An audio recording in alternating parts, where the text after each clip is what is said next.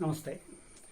ശ്രീരാമചന്ദ്രസ്വാമിയുടെ രാമരാജ്യം എങ്ങനെയായിരുന്നു എന്ന് ഭാഗവതത്തിൽ അവസാനം പറയുന്നുണ്ട്.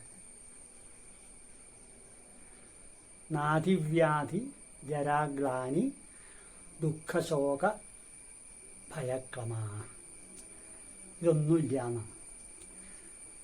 ആധി മനസ്സിനുണ്ടാവുന്ന വിഷമം, വ്യാധി ശരീരത്തിനുണ്ടാവുന്ന വിഷമം, അതായത് അസുഖങ്ങൾ. അസുഖങ്ങളില്ലാത്തൊരു ലോകം, അതിനെക്കുറിച്ച് നമുക്ക് ചിന്തിക്കാൻ തന്നെ പറ്റില്ല. അതാണല്ലോ നമ്മളെ പലപ്പോഴും വല്ലാതെ വലയ്ക്കുന്നത്.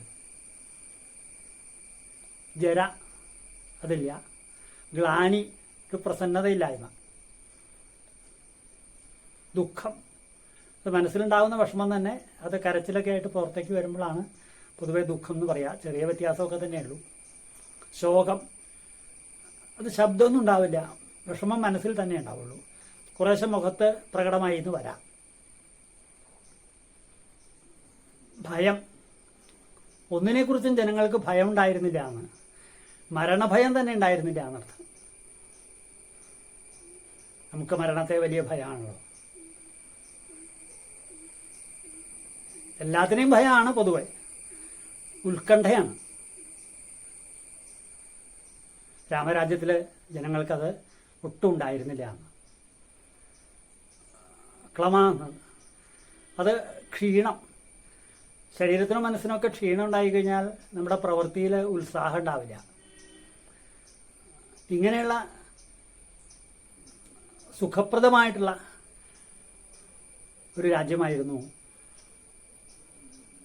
രാമരാജ്യം. അതേപോലെ തന്നെ പ്രകൃതി, അതെ, ഭൂമിയായാലും വെള്ളമായാലും മരങ്ങളായാലും ഒക്കെ അനുകൂലമായിട്ടാണ് നിന്നിരുന്നത്. കാരണം ഭഗവാന്റെ അവതാരമായിട്ടുള്ള ശ്രീരാമചന്ദ്രസ്വാമിയാണല്ലോ രാജാവായിട്ട് രാജ്യം ഭരിക്കുന്നത്. ഇനി മറ്റൊരു പ്രത്യേകത പറയുന്നത്, സന്താനഗോപാലൻ കഥ കേട്ടിട്ടുണ്ടാവും. ഒരു ബ്രാഹ്മണന്റെ 9 കുട്ടികൾ മരിച്ച കഥ. അത് ശ്രീകൃഷ്ണന്റെ കാലത്താണ്. മാതാപിതാക്കൾ ജീവിച്ചിരിക്കുമ്പോൾ കുട്ടികൾ മരിക്കുക, ബാലമരണം എന്ന് പറയുന്നത് രാജഭരണത്തിന്റെ ദോഷമായിട്ടാണ് പറയാറുള്ളത്. വല്ലാത്ത വിഷമമുണ്ടാക്കുന്നതാണ്. അത് ശ്രീരാമന്റെ ഭരണകാലത്തില്ല എന്നാണ്. സന്താനഗോപാലൻ കഥ ശ്രീകൃഷ്ണന്റെ കാലത്ത് നടക്കുന്നതാണ്. അങ്ങനെ ഏത് നിലയ്ക്ക് നോക്കിയാലും ക്ഷേമരാഷ്ട്രം എന്ന് നമ്മൾ പറയുന്ന വെൽഫെയർ സ്റ്റേറ്റ്, അത് തന്നെയായിരുന്നു ശ്രീരാമന്റെ രാമരാജ്യം എന്ന്. ഈ അവതാരം കഴിയുമ്പോൾ മാത്രമാണ് ഭാഗവതത്തിൽ ശ്രീശുക ബ്രഹ്മർഷി ഭഗവാനെ നമസ്കരിക്കുന്നത്.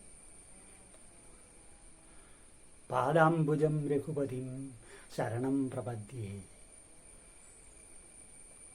അങ്ങനെയുള്ള ശ്രീരാമചന്ദ്രസ്വാമിയെ നമുക്കും നമസ്കരിക്കാം. അദ്ദേഹത്തിൻ്റെ ഭരണത്തിലെ സവിശേഷതകൾ ധാരാളമുണ്ട്. നീതി നിർവഹണമൊക്കെ വളരെ വിശേഷപ്പെട്ടതാണ്. ഇന്ന് നമ്മൾ ഒരു കാര്യം സാധിക്കുന്നതിനായിട്ട് ഒരു ഓഫീസിൽ ചെന്നാൽ അതിന് സൊല്യൂഷൻ പറഞ്ഞു തരിക എല്ലാവരും ചെയ്യുക. അതിൻ്റെ ടെക്നിക്കൽ ഒബ്ജക്ഷൻ കണ്ടുപിടിക്കുകയാണ്. അതാണ് അവരുടെ ജോലിയെന്ന് തോന്നുന്നു. അപ്പോൾ നമുക്ക് പലപ്പോഴും ഉയർന്ന ആളുകളിലേക്ക്, മുഖ്യമന്ത്രിയോ പ്രധാനമന്ത്രിയോ ഒക്കെ സമീപിക്കേണ്ടതായിട്ട് വരും. ശ്രീരാമൻ്റെ കാലത്ത് അങ്ങനെ ഇല്ല എന്നാണ്. മൃഗങ്ങൾക്ക് പോലും നീതി ലഭിച്ചിരുന്നു എന്നാണ്. അതിനെ സംബന്ധിച്ച് രസകരമായ ഒരു കഥയുണ്ട്. അത് നമുക്ക് അടുത്ത വീഡിയോയിൽ കേൾക്കാം. അങ്ങനെ രാമരാജ്യം പടുത്തുയർത്തിയ ശ്രീരാമചന്ദ്രസ്വാമിയെ നമസ്കരിച്ചുകൊണ്ട് നമുക്ക് ഈ വീഡിയോ സമർപ്പിക്കാം. രാമായ തുഭ്യം നമഃ.